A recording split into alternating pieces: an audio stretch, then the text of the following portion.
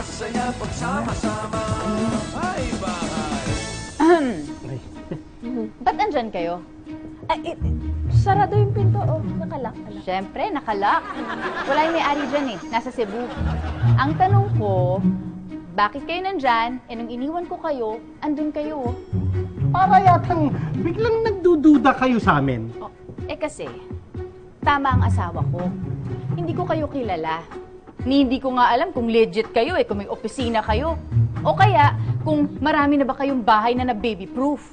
Gusto mong makita yung opisina namin? Malapit lang.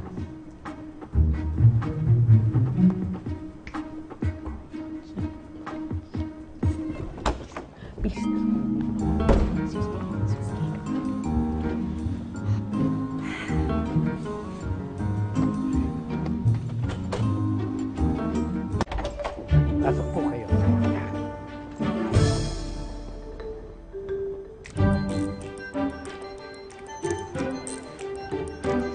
Welcome sa aming abang opisina.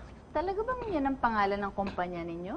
Kasi nga ako si Jen at siya naman si Sen. Kaya yung kombinasyon ng pangalan namin parang pang baby. Jansen and Janssens. Kahit ganun, baby. Yan yung mga babying nakikita nyo. Lahat po yan naging kliyente na namin. At kami nag-childproof sa mga bahay nila. Ay, eto nga po pala yung listahan ng iba pa naming kliyente para po sa reference nyo. Yep. At ito naman po yung mga listahan ng iba pa naming mga produkto. Yan, meron po kami yan.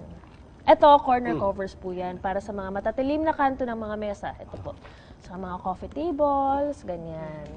Delikado ho sa mga bata yan. Ako, lalo na yung mga ganito sa sharp. Naku, pwede ho silang masugatan, mabiyak ang ulo, ma-impeksyon. Ay, eto nga po pala nako, napaka-importante po nito kasi sakit po to sa saksakan.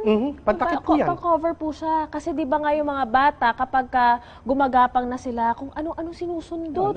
Di ba? Minsan ginagamit nila yung kutsilyo, yung gunting, yung tinidor. Tapos hindi nila alam, nadadali na yung mismong sakit. So, kailangan po talaga po. Naku, maraming salamat talaga sa inyo.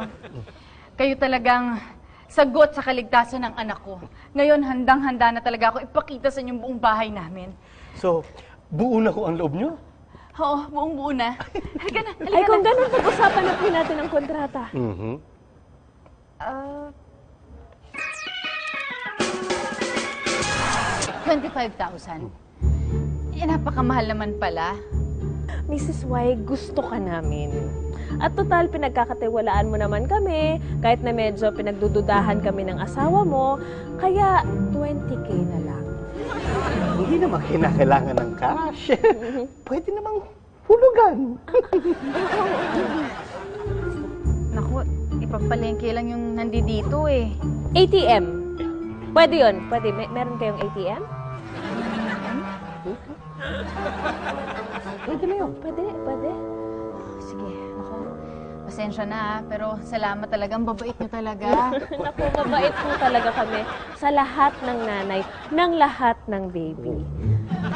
Tara na po sa ATM. Tayo na. ATM. ATM po tayo. Sige.